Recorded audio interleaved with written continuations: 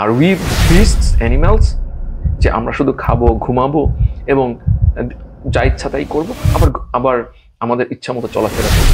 No no no, এরকম ব্যাপারটা না। দৃশ্যত যদি আপনার মধ্যে এই থিঙ্কিং গুলো না আসে, তারপরে আপনাকে একজন মানুষ হিউম্যান বিং বলতে পারে, একজন নর্মাল মানুষ বলতে পারে, কিন্তু একটা জিনিসের প্রপার ইউটিলাইজেশন যদি আপনি করতে না পারেন, তাহলে তো আপনি ডিসেবল। তো আল্লাহ তাআলা আপনাকে কত দয়া করে, কত মহব্বত করে এই যে ব্রেনের যে পাওয়ার এটা দিয়েছেন। আমরা যে উদ্দেশ্য নিয়ে পৃথিবীতে এসেছি, আসলে সেই উদ্দেশ্যটার জন্য, ফুল সেই উদ্দেশ্যটাকে অ্যাচিভ করার জন্য আমরা কি করছি?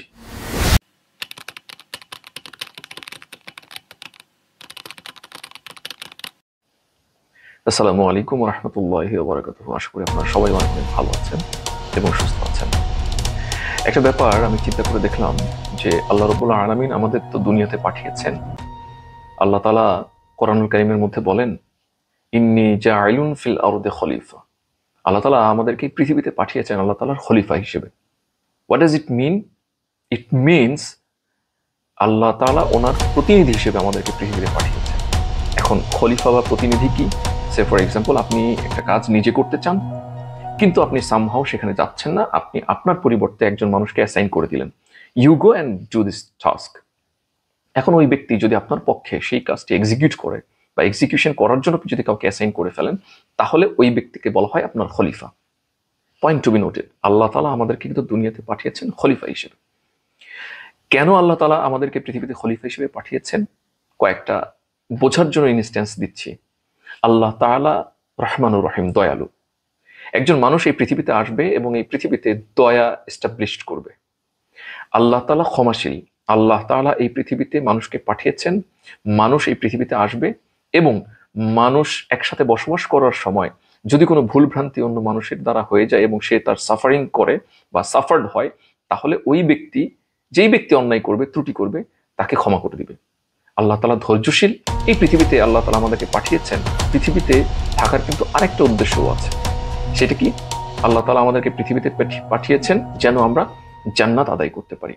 এই পৃথিবীটা হচ্ছে আখিরাত অর্জন করার একটা জায়গা। সো আল্লাহ তাআলা আমাদেরকে খলিফা হিসেবে পাঠিয়েছেন।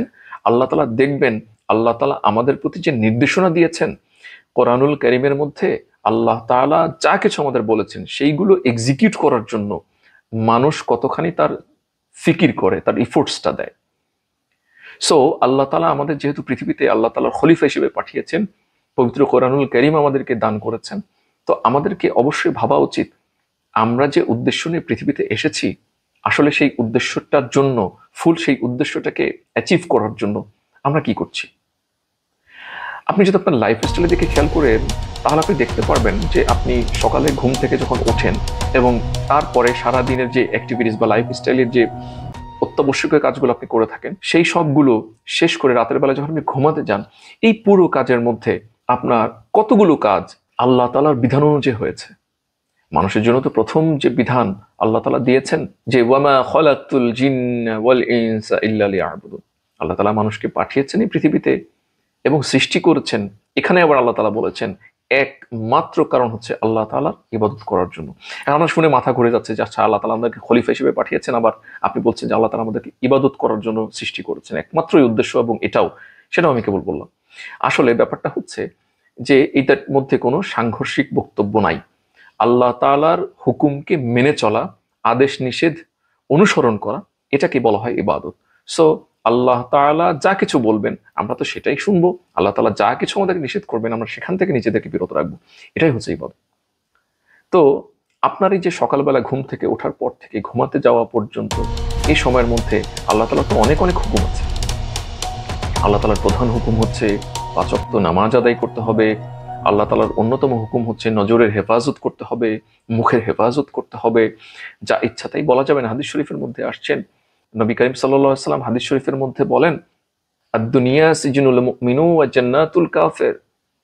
এই দুনিয়া হচ্ছে মুসলমানের জন্য জেলখানা, আর কাফেরের জন্য একটা মানে একটা ফ্রি স্পেস, সে যা কিছু তাই করতে পারবে, যা ইচ্ছা তাই করতে পারবে। কিন্তু whenever you are a মুসলিম, আপনি যা ইচ্ছা তাই বলতে পারবেন না, যা ইচ্ছা তাই করতে পারবেন না, যা ইচ্ছা তাই দেখতে পারবেন না, যা ইচ্ছা তাই চিন্তাও করতে পারবেন না। আপনার থিঙ্কিং এর একটা ব্যারিয়ার আল্লাহ তাআলা দিয়ে দিয়েছেন। সো আমরা একজন মুসলিম হিসেবে পৃথিবীতে আসলাম, কিন্তু আমাদের যে অ্যাক্টিভিটিস, আমাদের ইফোর্টস, আমাদের যে টার্গেট, আমাদের যে গোল, এটা কি আসলে মুসলিমের মতো আছে? আমাদের কিন্তু ভাবা দরকার। সো আল্লাহ তাআলা পৃথিবীর বহু মানুষ আছে যাদেরকে আমাদের সামনে ইনস্ট্যান্স হিসেবে, প্রতিবন্ধী হিসেবে তৈরি করেছেন। আপনি কি একজন প্রতিবন্ধী? আপনি কি একজন অটিস্টিক?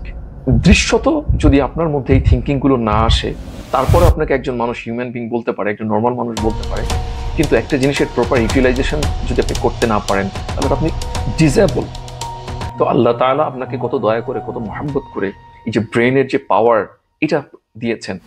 আপনি কি কখনো থিঙ্ক করেছেন যে আমি কিভাবে পৃথিবীতে আসলাম, আমি কিভাবে পৃথিবীতে জীবনযাপন করছি, এবং আমার নেক্সট টার্গেট আমার কি হওয়া উচিত? সো ভাবা দরকার। আমার ভিডিওটি যারা দেখছেন, আমি সবার প্রতি অনুরোধ রাখবো, তোমরা জাস্ট আপনাদের নিজেকে নিয়ে ভাবুন। আমি সকালবেলা ঘুম থেকে উঠলাম এবং রাতের বেলায় ঘুমাতে যাচ্ছি, এই সময়ের মধ্যে আমার অ্যাক্টিভিটিসটা কি আসলেই Islamic principles and values maintain করে হচ্ছে? আমরা কি ইবাদতের মধ্যে কাটাতে পারলাম? আমার অ্যাক্টিভিটিসটা কেমন হচ্ছে? আর উই বিস্টস, অ্যানিমালস, যে আমরা শুধু খাবো, ঘুমাবো এবং যা ইচ্ছা তাই করবো, আবার আবার আমাদের ইচ্ছা মতো চলাফেরা করবো? নো নো নো, এরকম ব্যাপারটা না।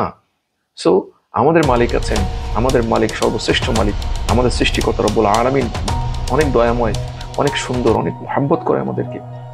সো আমরা আমাদের যে মেন্টালিটি আছে, এটাকে কিন্তু আমরা ইউটিলাইজ করবো। হোয়াট এভার উই ডু, আমরা বিজনেস করতে পারি, আমরা জব করতে পারি, what ever your profession is, কিন্তু আমাদেরকে মনে রাখতে হবে প্রধান এবং অন্যতম মৌলিক কাজ হচ্ছে আল্লাহ রাব্বুল আলামিনকে রাজি খুশি করে ইবাদতটাকে কমপ্লিট করা।